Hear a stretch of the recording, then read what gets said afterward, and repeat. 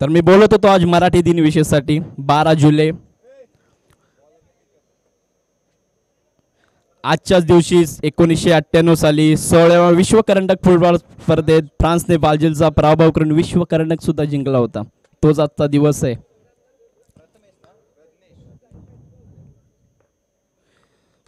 पहिल्याच बॉलवरती उत्तुंग मारण्याचा प्रयत्न आणि सुपर फास्ट येतोय जंगलातून एक षटकार.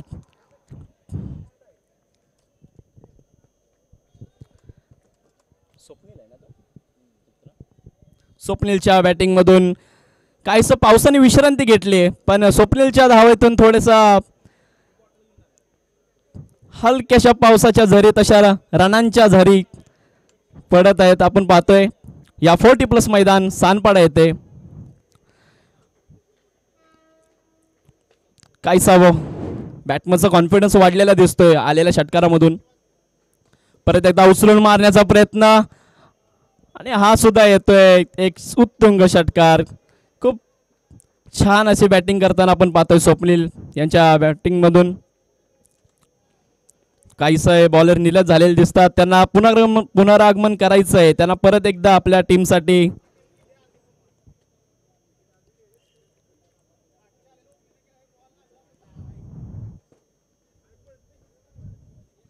बघूया पुढच्या बॉलवरती काय होतंय. काय प्रहार करणार की आणि जोरदार प्रहार करण्याचा प्रयत्न आणि सुद्धा येतो एक उत्तुंग षटकार.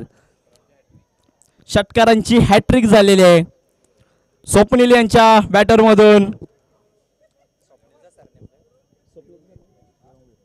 स्वप्नील देवुंगळे यांच्या या बॅटिंग मधून षटकारांची हॅट्रिक.